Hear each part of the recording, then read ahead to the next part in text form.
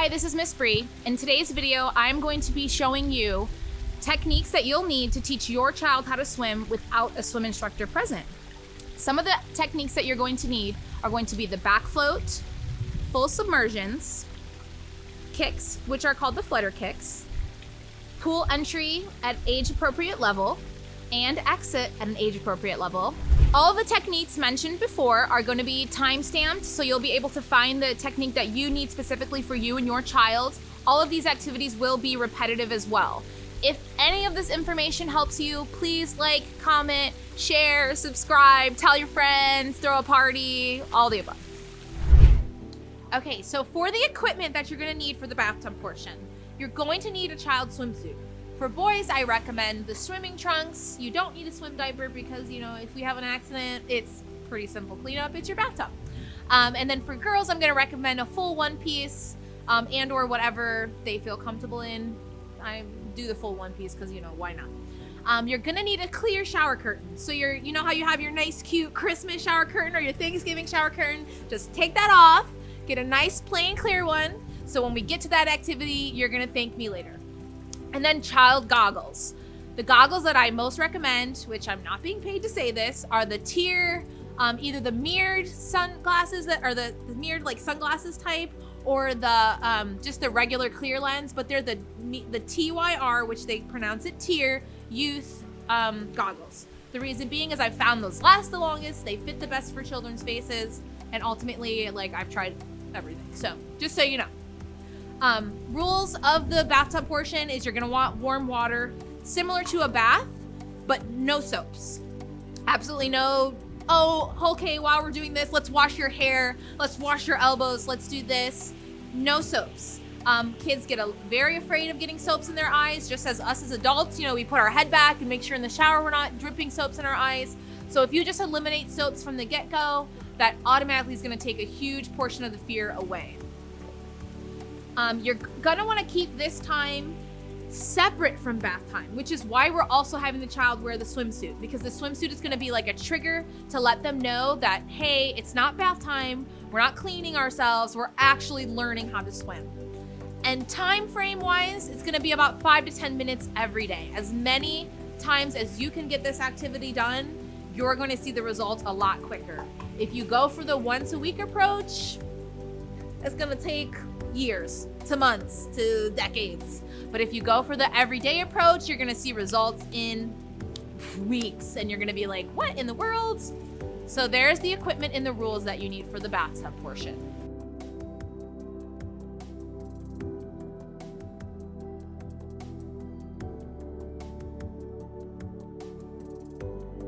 The back float is the #1 swim position. As you've seen on video, a child needs to be able to get itself into a back float position in order to continue normally breathing without inhaling water.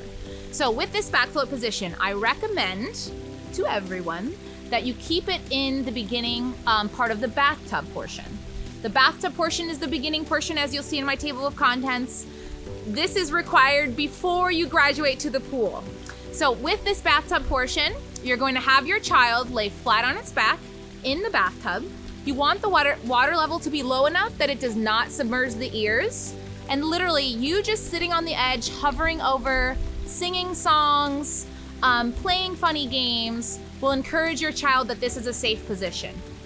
From here, once we get you graduated to this position, you're going to add the water level, increase the water level until the ears are fully submerged. Now that sensation is very uncomfortable for most children, which is why they despise the back float normally.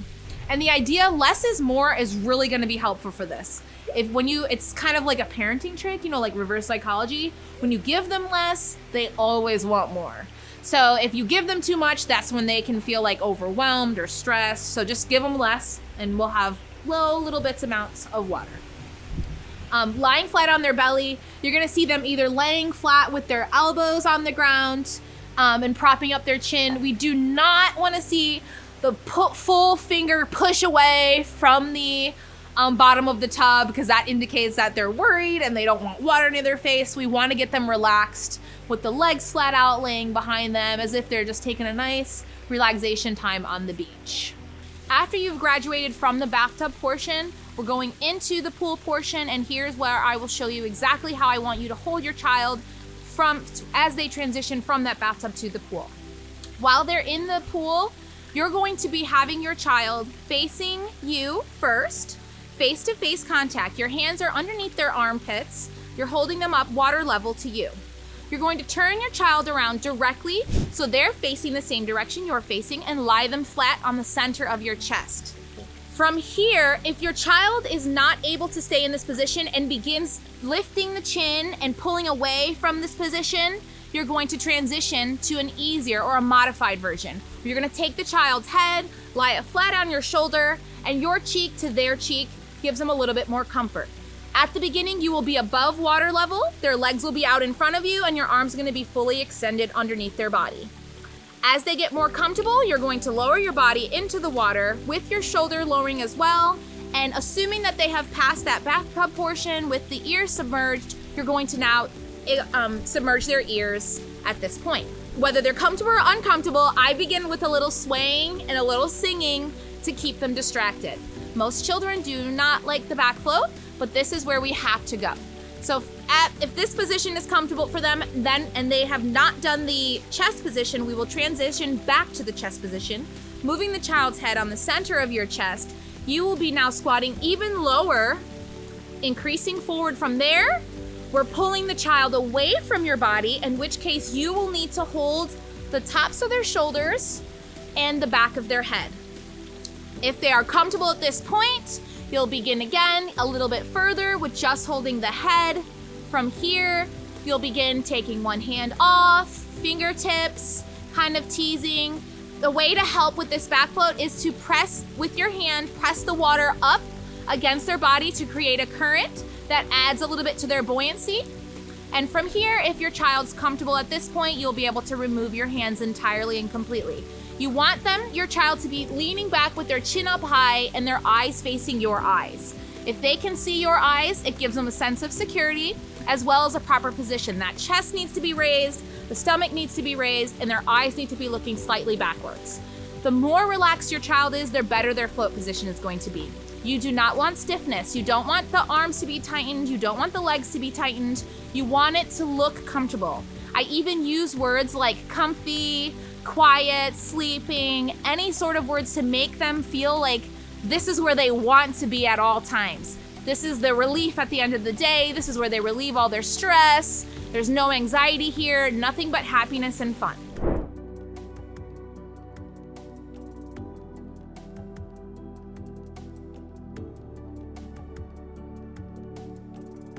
This portion of the video is covering submersions. Now, submersions can be very, very scary for most children, especially if they have not experienced it before. So I will lead you step by step on how to lead your child step by step. So it is nothing scary and only fun, only happy, only good. In the bathtub portion, which is where you must begin, don't you leave the bathtub portion, you're going to focus on getting your child to imagine themselves going under the water as the easiest, most simplistic activity you've ever asked them to do. In order to do that, your wording is very, very important.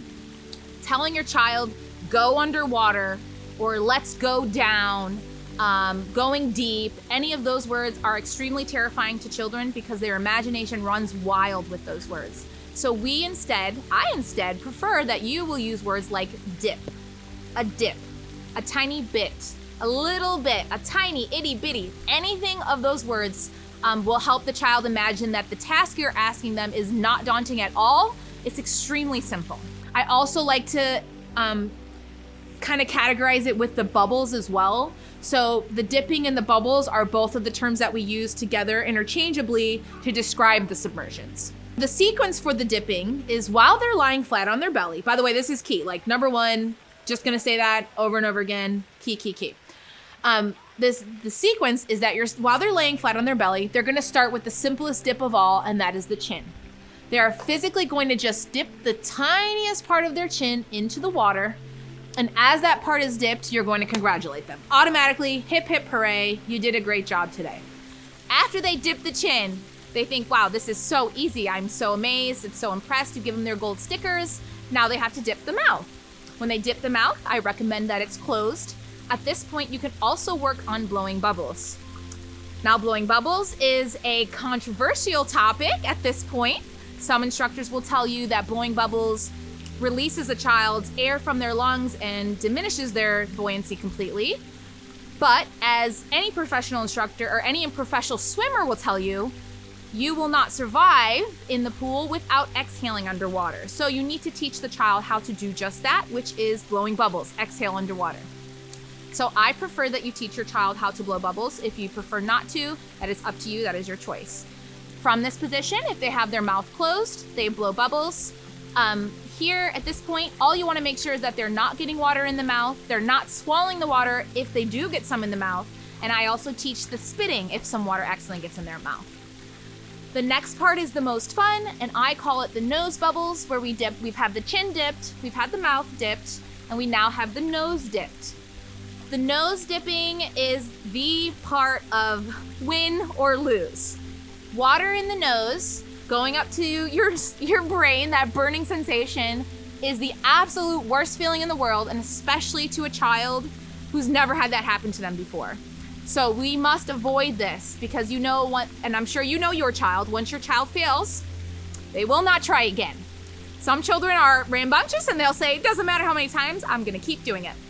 But if you know that your child is that child, you must avoid this at all costs. Do not let the water get in your child's nose. In which case, we work on nose bubbles. Before you even have your child submerge the nose, you can work on nose bubbles. I like to call it a bunny nose, where you just do little sniffs. Not inhales, obviously, exhales. But when you make that sound, they're able to replicate it. And that's exactly what you're gonna need them to do. Under the water as well as above the water. Anytime you go underwater, you will get a little bit of water in your nose. Normally what happens is that water will come down into the throat and the child will choke on that little tiny bit of water. Exhaling in the water is very important, because we do not want our body to involuntarily panic under the water because we're holding our breath. Obviously, as I'm speaking to you now, I am inhaling and exhaling and inhaling and exhaling normally. As I'm running, I'm inhaling and exhaling, and you'll be able to hear that. With swimming, a lot of people have kind of skewed information where they need to hold their breath. You do not need to hold your breath. You need to exhale your breath so your body does not get upset. That's basically the way I describe it to children. You don't want your lungs to get mad at you. So when you get in the water, if you blow bubbles into your lungs, blow bubbles for your lungs, they're happy. And then when you come up there and you can take your breath in, they're even happier. And that process back and forth is what keeps you underwater longer. I know that there's people who can do records and can hold their breath for obscene amounts of time, but still, if you watch those videos of how long they hold your breath, you will see exhales. They don't just hold their breath and keep it in that same state for the entire time. They will exhale. So you need to teach this to your child, or your child needs to learn this, let's just say that. So we got the dipping, the chin, we got the bubbles, and remember, the bubbles are awesome, we love the bubbles. And then another little funny thing I like to do with the bubbles is actually, I call it bunny sniffs, which they're really not sniffs, because you know when you sniff, it's kind of an inhale action, but it gives that illusion, that sound of a bunny sniff. So anytime your child's nose is anywhere near the water, I like to teach them to do this bunny sniff. So you know, you're gonna see me kind of crunch up my nose and make that sound, I don't know if you can hear it, let me make it loud. Okay, you're gonna want that to happen, and I love to do it, and then they do it back to me. The monkey see, monkey do game with your child is always fun, because it ensures that any drips of water that have made their way into the nostrils can exhale before they inhale automatically to take that breath. Because it happens, it just happens. Even as an adult, any adult will tell you, that feeling of getting water up your nose, that burning sensation is so painful, it's enough to deter you from the water forever. And for a child who's never experienced it, let me just tell you, they're definitely not gonna wanna experience it again. They say whatever we can do as long as that part's not included. So it's best to be proactive about it and make sure it doesn't happen, instead of trying to convince a child that it won't happen again. But the chances are, water gets in the nose, just blow the bunny sniffs and get the water out of the way. So make sure that that is being discussed. We're dipping the nose, we're dipping the mouth, we're dipping the eyes, and we're blowing the nose as soon as we come up from under. After that, we're gonna graduate to dipping the eyes, actually from the nose.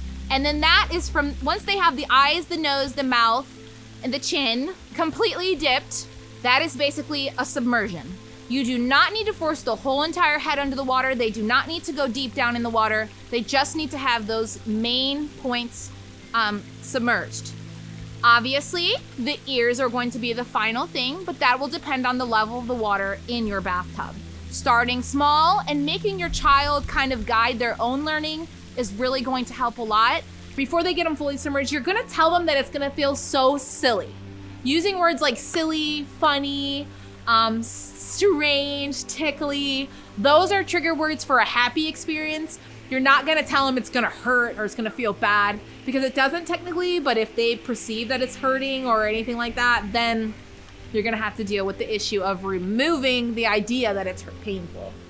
So be sure to use those fun, silly mommy, daughter, daddy, daughter words, son, any of those funny, silly words. Okay, playful words. A child's curiosity is number one motivator for themselves. During this series, I always include some toys or some games specifically geared to your child, in which case, if your child likes dinosaurs, bring some of their plastic dinosaur toys into the bathtub with you for this portion. Anything that gives them interest. Each child is individual, each child has its own interests, and each child is motivated in a completely different way than the other. You need to know and find your child's motivation in order to push their process a little faster if you feel like they're just kind of about the whole situation.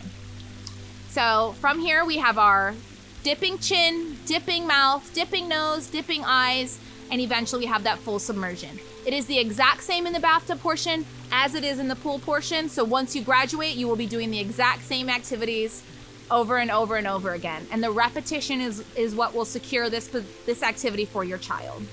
For your child to go into the pool, they have to be able to completely submerge themselves without any cues. You don't have to tell them to, you don't have to ask them over and over. They do it because they want to do it. And they'll stay in for longer than 1 second. If they just dip in and then come back out, that's not long enough to graduate, and you have to stay in the bathtub until you get past that. I recommend at minimum of 3 to 5 seconds.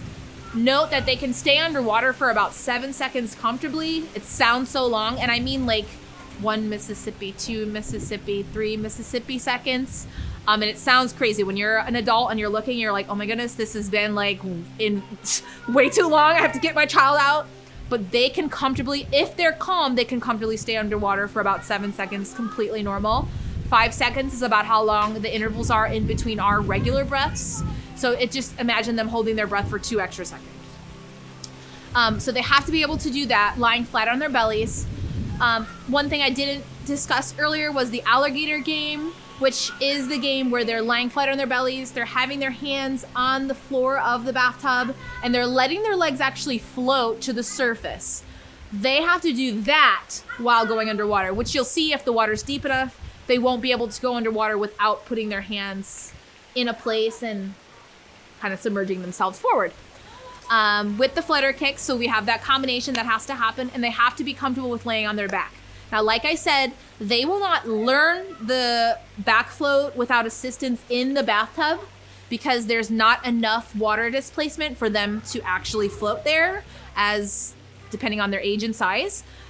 And then, they can't extend any arms because the bathtub is only yay big or what have you. But they will get comfortable with the position of keeping water in the ears and staying at what I call, quote unquote, the surface for them in the bathtub. So those things are a must. And once you get there, it's a yay, I'm proud of you, which I will say, constantly congratulate your child no matter what they have succeeded in, no matter how many days it takes them to get the skills, constantly give your child positive reinforcement.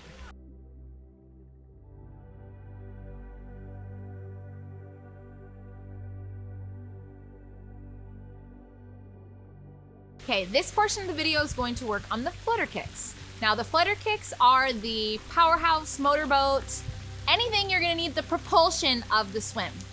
I do not like to start with the arms because I have found that when the child uses their arms, instead of actually pulling the water from in front of them to behind them, they pull from top to bottom and it changes their swim position to more of an erect aka drowning, vertical position. So I have band arms at the beginning levels as they are needed to grab, hold, and support instead of swim. These kicks are alternating kicks in which the legs are not going at the same time. That would be simultaneous. So in order to teach these kicks, if we put them back into the bathtub portion, your child will be lying flat on his or her belly, legs will be fully extended out behind, and they will just be splashing the legs up and down. You will see in the bathtub that they're going to be doing a knee bend, in which the front part of the thighs is going to be lying directly onto the bottom of the tub, and the knees are going to be bent into the back, and you're going to see that is how they do their kick. In order to replicate that kick, you would continue adding water into your bathtub and skidding a little bit deeper.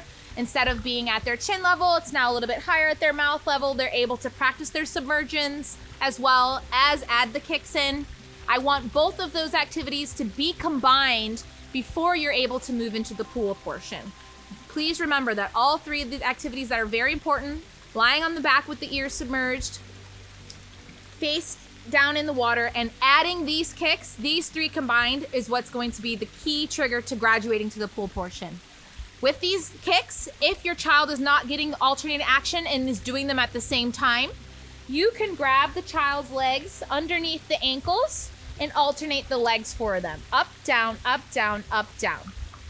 In the pool portion, when the water is a little bit deeper and they're not being held by the bottom of the bathtub, you're going to be showing them the legs floating up at the top. I like to call them leggies up or high legs. So the child feels the pull in the lower back to bring the legs back to the surface, as opposed to letting them sink down towards the bottom. When they're able to pull their legs up in that erect position on their own, that same momentum is actually used to get them into that swim position, which moving forward will be for that front crawl. From here, they're alternating their legs. We now hope that they are adding the eyes under the water, the entire head submerged, and alternating their legs. And this is a sign that your child is getting ready to do it on their own entirely without your help.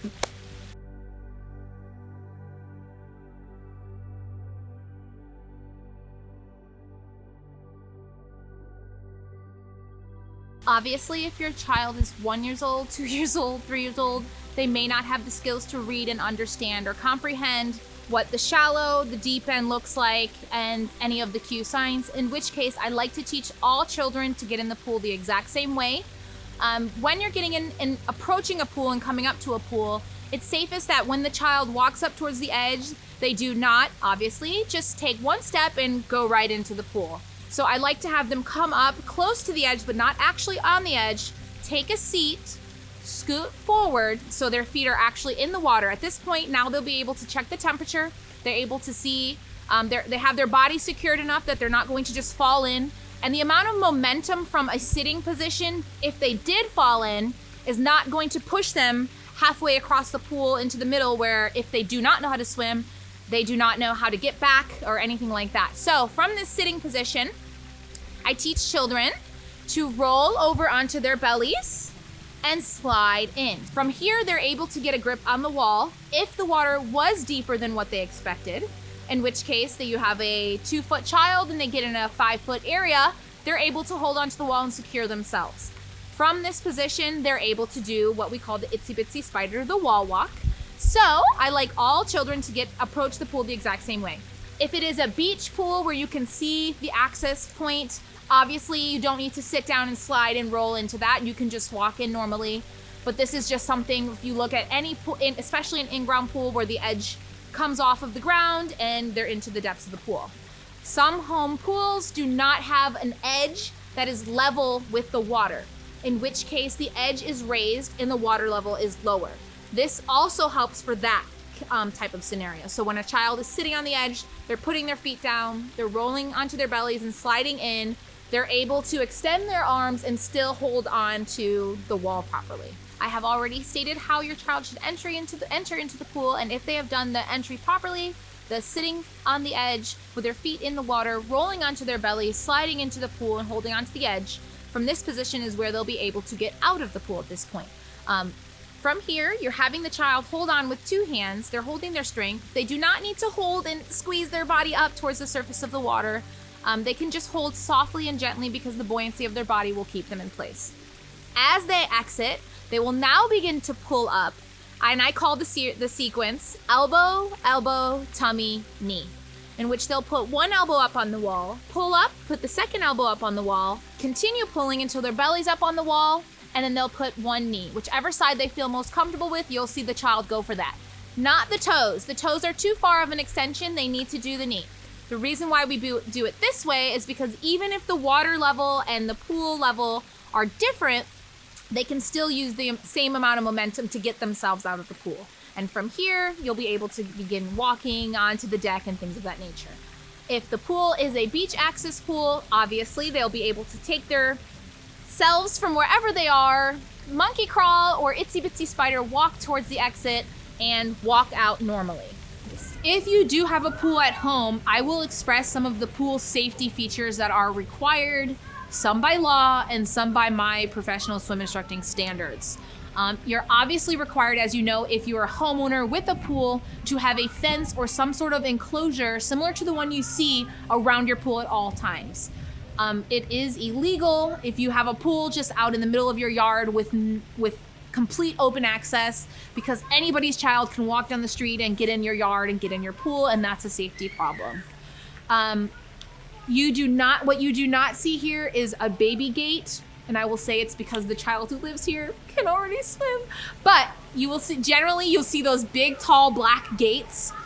Those are called the baby gates or the baby fences, and those usually go deliberately around the edge of your pool, even within your enclosure or within your fence. I recommend if you get one of those that you do get a self-latching door. The ones where you have to put them in and out by yourself, they still work, but you don't want an instance where I have experienced that you think you closed the door all the way, it didn't close all the way, and your child comes out and notices that the door is open just the slightest. They notice the tiniest little change of events and takes advantage of that while you are not preparing for your child to get in the pool. And I'm not saying just for dramatic and drastic measures of your child having an accident. I'm just saying you got them dressed in their Sunday best, and here they are now in the pool soaking wet, and you have to figure out what they're gonna wear now.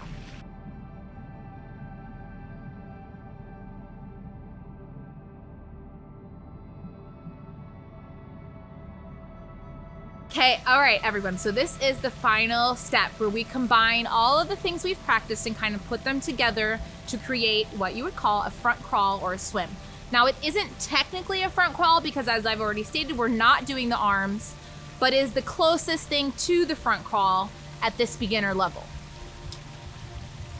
With this front crawl, we have this horizontal swimming position where the body is laying flat across the surface. The face is submerged and not facing forward. It is submerged facing the bottom of the pool, and the legs are extended out behind for the flutter kicks. With this position, this is key to getting your child to swim. Your child does not need to learn how to dive. It does not need to learn how to do any crazy tricks other than these 3 things to get it to swim on it, to get your child to swim on its own. And as we go from the swim to the back float, we will learn how to do the roll and rotation, but that is not right now. Your child is most likely very uncomfortable in this position, but if you have worked on the bathtub portion of getting your child to lay flat on their belly in the water, it will be an easy transition to the pool portion. I do this game called the alligator game, in which case your child will put both of their hands on the bottom of the floor. This is usually done at the steps, unless your pool has a beach access entryway. And they extend those legs out. Remember the high leggies, they pull the legs up to the surface with the chin dipping in the water. From here, this is the closest they're going to get to feeling what it's like to swim without actually moving or without actually having any support from you. With the bathtub drill, if they're putting their eyes under the water, submerging and extending the legs out behind them, we are going to do that same thing here now. And I call it the alligator drill because they like to walk their hands around and explore and moving, and instead of just staying in one stationary location, aka the bathtub. From here, if they add the kicks and do the eyes under, you'll start to see them lifting the hands off of the floor as they progress and get more excited about the activity, that is the swim. Your child can learn to swim in water that is 2 feet deep. That is the swim. Swimming in 2 feet of water is the exact same as swimming in 5 feet of water, 10 feet of water, 20 feet of water. The only thing they need to know how to do is stay at the surface at all times, in which case the bottom does not matter. So with the hands down, the eyes down, the flutter kicks happening, as they move their hands off of the floor, that is a swim.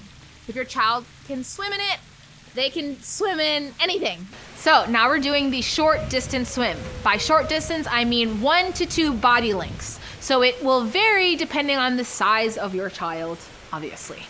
When you start this short distance swim, it is basically gonna be a step up from that alligator game, a step up from swimming in the bathtub, that mini swim where the child's having their eyes under and the legs are floating. We're moving forward to where their hands are no longer touching the bottom, they're no longer touching you, they're not touching anything, and they are doing a short little swim from you. You're starting it this way, from you to the steps. The reason why is because a child's trust is everything, and they trust you at this point. But if you don't grab them properly one time, it's gonna alter their mind, and they're gonna be like, okay, I didn't like how that felt. She grabbed me like this, she did this. So it's better to just leave phone. Okay, so the short distance swim. Back to the short distance swim. I got super distracted because my phone went off, and then we just definitely cut that info, but I'm back now. So you don't want your child to come to you when they're first learning. You want them to actually go to the edge, because the edge is solid and they know for a fact exactly how they need to hold on to make sure they land the ending or the landing, they stick the landing properly without having any variables that alter their mindset. So from you're beginning, like I said, 1 to 2 body lengths. You're starting with guaranteed 1 body length, where if your child is at you, they stretch out, they will grab the wall immediately, they will grab the step immediately, they will not need any extra push, any extra effort, it will just be there. And as you do that, you will see that your child will say, scoot back, I want more, it's too small, it's too little. And that's why I call it, anytime you get further and further away, I call it more fun. So my cue for this one is 3, 2, 1, and fun. I start with having the child place their legs on my knees as I'm bending them.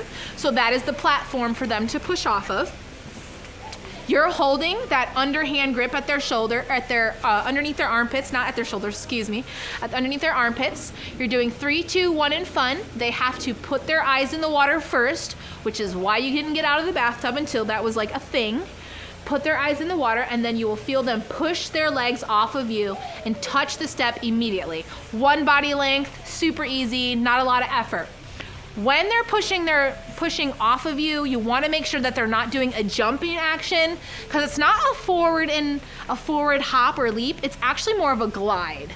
So I call, sometimes I use words like rocket ship or gliding or kind of scooting, just any kind of word that doesn't infer up and down. No jumping. I never say jump. I say, okay, now push, 3, 2, 1, and fun. Push, lean, stretch, anything that keeps them on the surface of the water without any of that upward and downward. So as they're getting more skilled at this, with this one body length distance, they're gonna love it. You pick them up, you bring them back, 3, 2, 1, and fun. They stretch and reach. They come back, you same thing over and over, repeat, repeat, repeat. Pretend you've done it 100 times, and now they have asked you to scoot back. You take a couple steps back, go about a body length and a half, and now they're just getting more and more progress with this. If they don't put their face down first, their legs will not lift up. They do not, for this beginning activity, they do not have to do any kicking because it is just a glide. It is getting them comfortable with basically the floating position, a moving float. But as you get further away, you're gonna have to add those kicks back in. So if you notice that your child is kind of taking a little longer to get there than you feel comfortable with, add those kicks back, get a little closer and make sure they add those kicks back in before you step back. You do not want any tension in your child's body at all at this point. So if you're feeling like they're squeezing tight and then they're stretching, they're grabbing the wall, all scary and aggressive, that's not good. You need to go back maybe to the bathtub, maybe back to the steps, maybe back to the alligator game.